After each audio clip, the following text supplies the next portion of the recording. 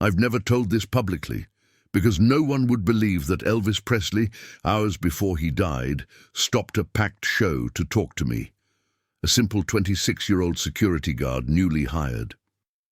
But on that night of June 26, 1977 in Indianapolis, he called me by name, pulled me by the arm and hugged me. And in the middle of the noise, the sweat, the lights and the crying fans, he whispered a phrase that changed my entire life. And to this day, I wonder, why did he choose me of all people? What do you think Elvis would say if he knew that would be his last performance? I had been hired just 2 weeks earlier to reinforce security at the Market Square Arena in Indianapolis. Among the veterans on the team, I was the rookie, and nobody paid much attention to me. I was there to do a job, keep my head down, and hopefully prove myself worthy of staying on for future events. But everyone was talking about the same thing. Elvis wasn't doing well. He looked exhausted during the recent tour dates, moving slower than usual, needing more breaks between songs. The whispers in the break room were always the same.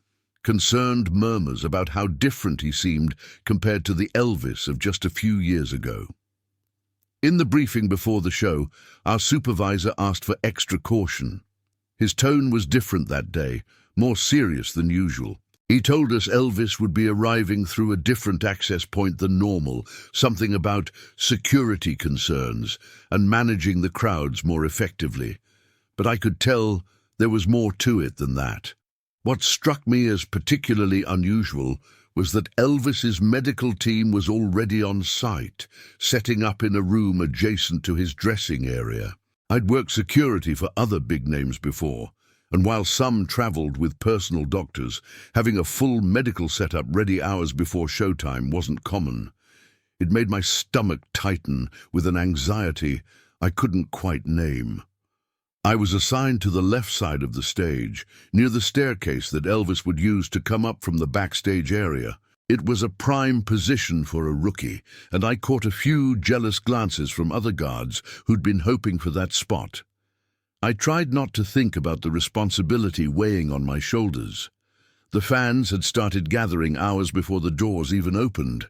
Some had been camping outside since the previous night, clutching handmade signs with messages of love and devotion. "Elvis, we love you forever," one read. "The king of our hearts," said another. Their faces were flushed with excitement, eyes bright with anticipation. They had no idea what I was beginning to sense, that something about tonight felt off. The atmosphere inside the arena was strange. There was the usual pre-show excitement, the buzz of roadies checking equipment and adjusting lights, but underneath it all ran a current of tension that the veteran crew members couldn't quite hide. They moved with purpose, but also with a kind of careful watchfulness, like they were bracing for something. During a break, I struck up a conversation with a colleague named Rick who had worked Elvis's 1976 tour. He was a big guy, maybe 45, with the weathered look of someone who'd seen it all in this business. When I asked him what to expect tonight, he shook his head slowly. "Kid, I've worked for Elvis for 3 tours, he said, his voice low. "Never seen him like this. He's tired. Not just long tour tired. Something deeper, just be ready for anything, okay?" His words settled in my chest like a stone. As the afternoon turned to evening, the energy in the building began to shift. The seats were filling up. The band was doing their final sound checks.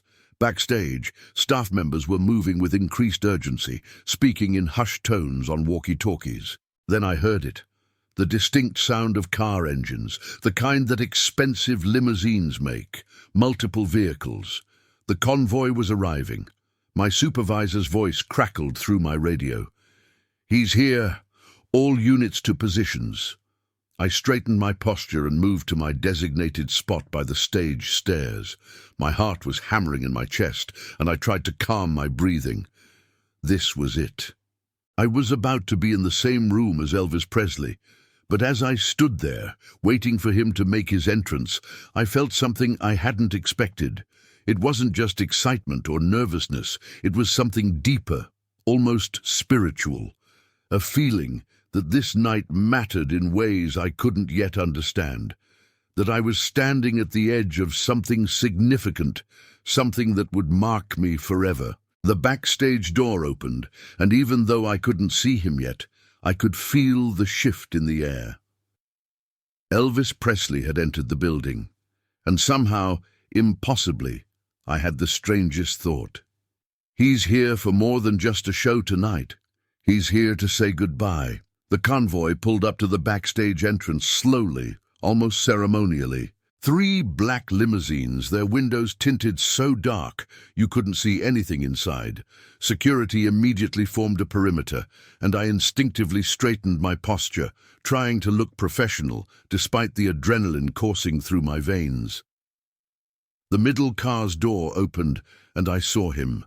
Elvis descended from the limousine slowly, one hand gripping the doorframe, the other being supported by a tall man in a dark suit, one of his personal assistants, I assumed. Even from where I stood, about 15 feet away, I could see that the rumors were true. He moved like someone carrying an invisible weight, each step deliberate and careful. But despite the obvious exhaustion, he did something that caught everyone off guard. He smiled, that famous Elvis smile, and raised his hand to wave at us, the security team and backstage crew who had gathered to receive him. It was a gesture of kindness, of acknowledgement, as if to say, "I see you, I appreciate you." The smile reached his lips, but it didn't quite reach his eyes. His eyes told a different story. They looked tired in a way that sleep couldn't fix. There was something haunting in them, something that made my chest tighten with an emotion I couldn't name. "Positions, everyone!" Our head of security, a man named Thompson, barked into his radio. He was ex-military, all business, never one for sentiment, but even his voice had a slight tremor in it that night. Then Thompson did something unexpected. He turned directly to me, pointing with 2 fingers. "You, rookie. What's your name again?" "Jenkins, sir. Michael Jenkins." "Jenkins, I need you at the service entrance, right there." He pointed to a spot about 10 feet from where Elvis would pass on his way to the dressing room. "He wants someone stationed there. Don't ask me why, just do it."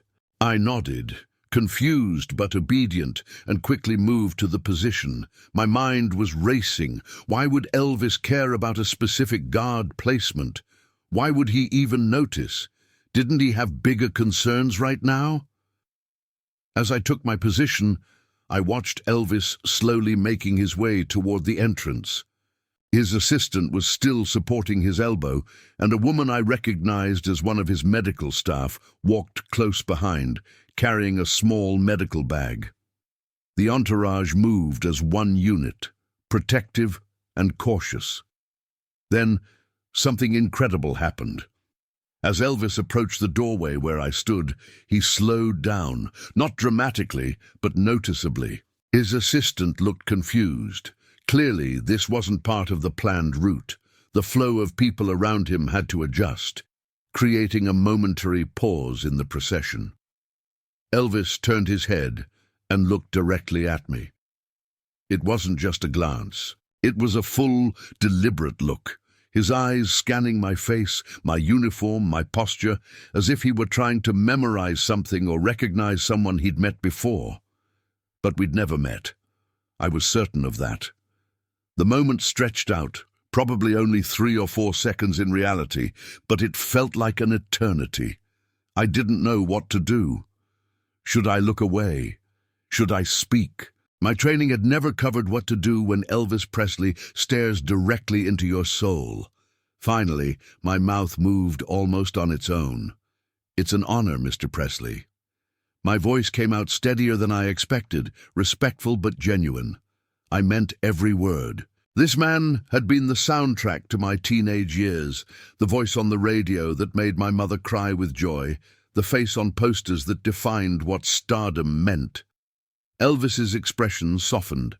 He stopped walking entirely now, causing a ripple of confusion through his entourage. His assistant looked concerned, probably worried about keeping to the schedule, but didn't dare interrupt. When Elvis spoke, his voice was low and raspy, rougher than I'd heard on his records, like he'd been shouting or crying or both. "Thank you, son." He paused, and his eyes held mine with an intensity that made me forget to breathe. "Stay strong tonight." 4 words. Simple words. But the way he said them, with such deliberate weight, such gravity, made them sound like a command, a blessing, and a warning all at once. Then he moved on, continuing toward his dressing room, leaving me standing there trying to process what had just happened. I must have looked as stunned as I felt, because within seconds, Rick, the veteran security guard I'd spoken with earlier, materialized at my side. His eyes were wide with something between amazement and concern. "What the hell was that?" he whispered urgently. "Jenkins, Elvis doesn't stop for anyone. He doesn't make eye contact with security. He definitely doesn't give personal messages to rookies he's never met before." Other crew members were staring at me now, too, some with curiosity, others with barely concealed jealousy. Rick grabbed my shoulder, his grip firm. "I don't know why, kid, but Elvis chose you. That doesn't just happen. Whatever he said to you, remember it. This night matters."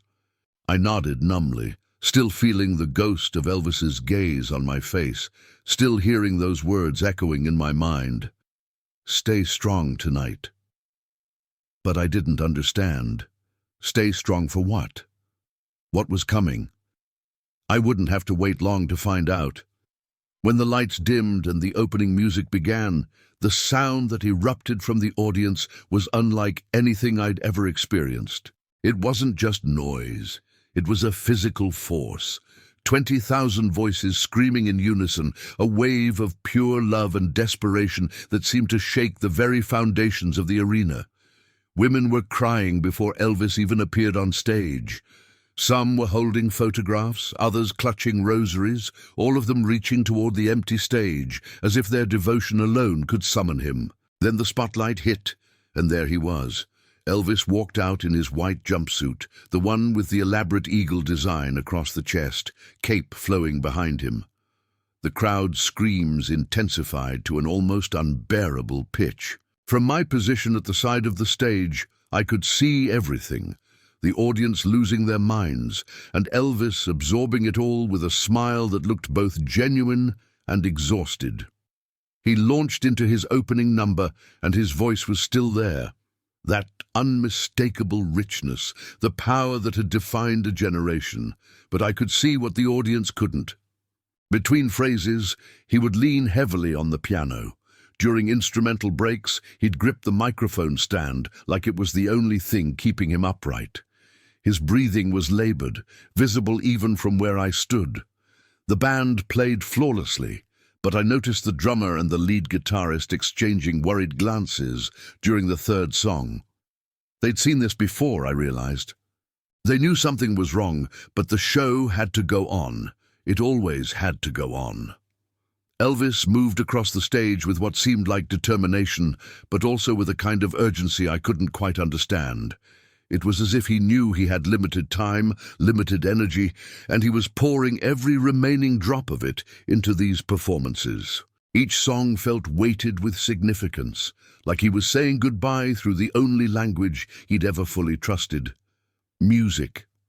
Then, during a guitar solo in Suspicious Minds, Elvis turned and looked directly at my side of the stage. His eyes found mine across the darkness and the lights, and he held that gaze for just a moment. It was the same look he'd given me earlier, searching, deliberate, purposeful. Within seconds, his assistant appeared at my elbow, startling me. He was a thin man with nervous energy, holding a walkie-talkie in one hand. "Stay alert," he said quietly, his voice barely audible over the music. "He's going to come down on your side. Be ready to support him if needed." My stomach dropped. Supporting Elvis Presley wasn't just about physical strength. It was about holding up an icon, a legend, a man who represented something sacred to millions. And I was just a rookie. Why me? Why not one of the veterans? But there was no time to question it. I positioned myself at the base of the stairs, mentally preparing for whatever was about to happen. During a brief intermission while the band rearranged for the next set, I saw something that confirmed all my fears. Elvis was handed a bottle of water by someone from his medical team. He drank deeply, then leaned back while someone held what looked like a small oxygen mask near his face. It was done discreetly, in the shadows backstage, but I saw it. The medical team looked tense, conferring quietly with his manager. The audience had no idea. To them, this was just a normal concert pause, a moment to catch their breath and prepare for more magic. They were living their dream, completely unaware that their hero was struggling to breathe between songs. The band members weren't so oblivious. I watched the bass player shake his head slightly, his expression grim. The backup singers huddled together, their smiles looking more forced than before. Everyone backstage knew something was terribly wrong. But we were all trapped in the momentum of the performance, unable to stop it, unable to help.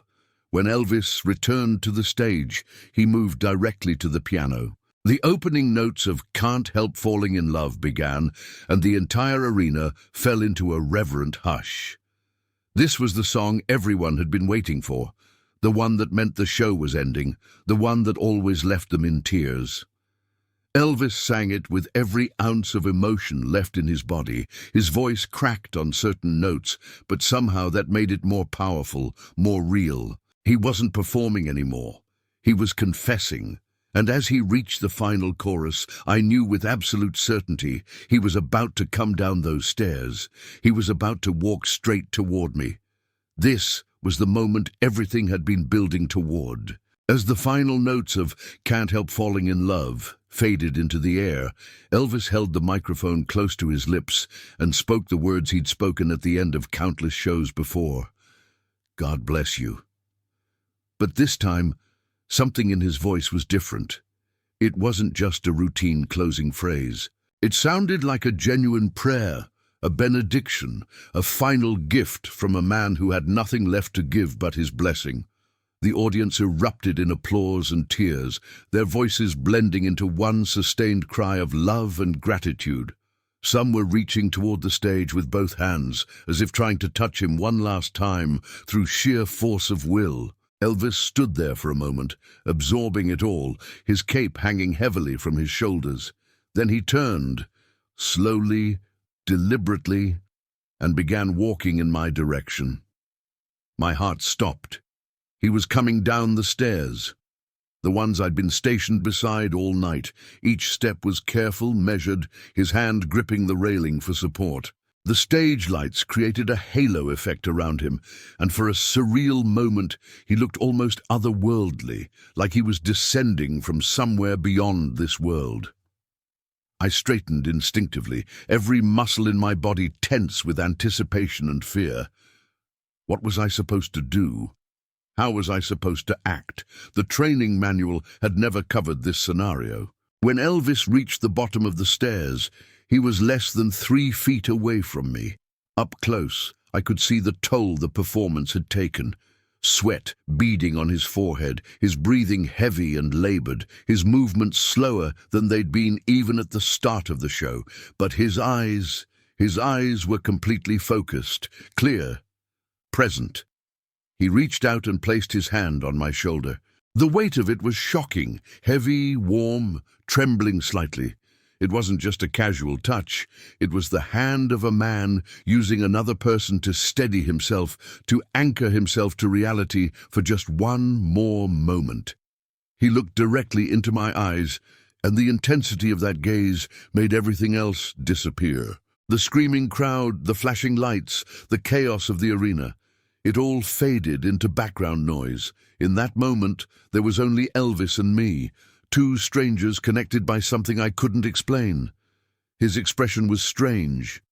He was looking at me like he knew me, like we'd met before, like I was someone significant to him, even though I was just a 26-year-old rookie security guard who'd been hired 2 weeks ago. Then, without warning, he pulled me close. He hugged me. "Elvis Presley," The king of rock and roll was embracing me in front of 20,000 people, and I couldn't move, couldn't breathe, couldn't process what was happening. His arms were strong despite everything, his grip firm, almost desperate. The audience's screams intensified. They must have thought this was part of the show, some spontaneous moment of Elvis connecting with his crew, but I knew it was something else, something private happening in public, something sacred. And then he leaned in close, his mouth near my ear, and he whispered. His voice was so low, so quiet, that only I could hear it beneath the roar of the crowd. "Son, always take care of your people. Fame doesn't save anyone." Time stopped. The words hit me like a physical blow, not because they were shocking, but because of the devastating truth they carried. This wasn't advice from a celebrity to a fan. This was a confession from a dying man who'd learned the hardest lesson possible. That all the love in the world, all the screaming fans, all the gold records and sold-out shows couldn't fill the emptiness inside or heal the damage that fame inflicted. I stood frozen, unable to respond, unable to even nod. My throat was closed, my eyes burning with tears I couldn't let fall. Elvis pulled back slowly, releasing me from the embrace. His hands lingered on my shoulders for just a second longer, and then he let go. He gave me a small smile. Not the famous Elvis smile from the posters and movies, but something sadder, wiser, more human. It was the smile of a man who'd said what he needed to say, who'd passed on a message he'd been carrying for too long. Then he turned and walked back toward the stage entrance, his cape trailing behind him, his entourage immediately surrounding him like protective angels. That was the last time I saw Elvis Presley alive. And I knew, even then, that I would carry those words for the rest of my life. The moment Elvis disappeared into the backstage area, the entire atmosphere shifted. The crowd was still cheering, still calling his name, still hoping for an encore that would never come. But behind the curtains, the mood was completely different. The backstage crew moved in silence, not the comfortable silence of a job well done, but the heavy, oppressive silence of people who knew something terrible was approaching but couldn't name it. Elvis was immediately surrounded by his medical team and rushed into his private room. No one else was allowed near him. The door closed, and we were left standing there, processing what we'd just witnessed. I remained at my post by the stairs, unable to move. My legs felt weak, my hands were still trembling. I kept touching my shoulder where his hand had rested, as if I could still feel the weight of it, the heat of it. The echo of his words played on an endless loop in my mind. Always take care of your people. Fame doesn't save anyone. What did he mean?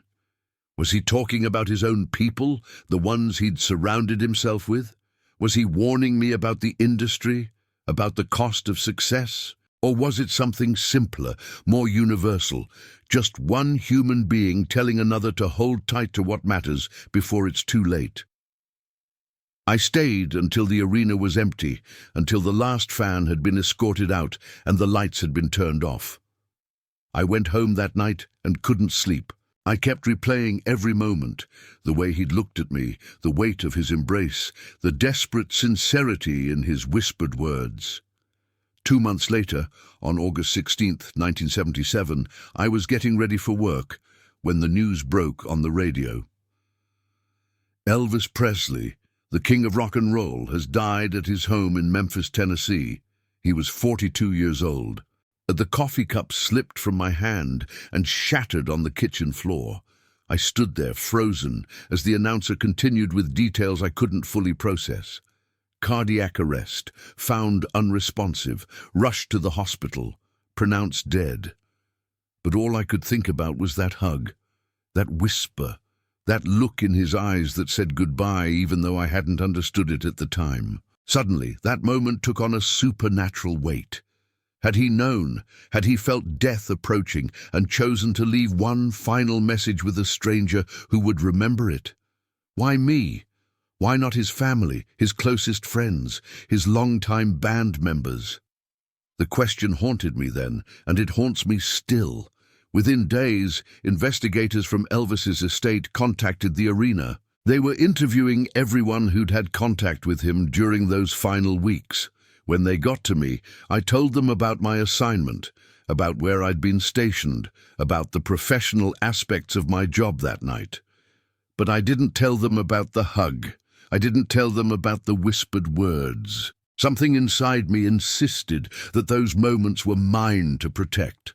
A sacred trust that wasn't meant to be filed away in some official report or dissected by people who hadn't been there. The media circus that followed his death was overwhelming. Every tabloid, every news program, every magazine wanted stories about Elvis's final days.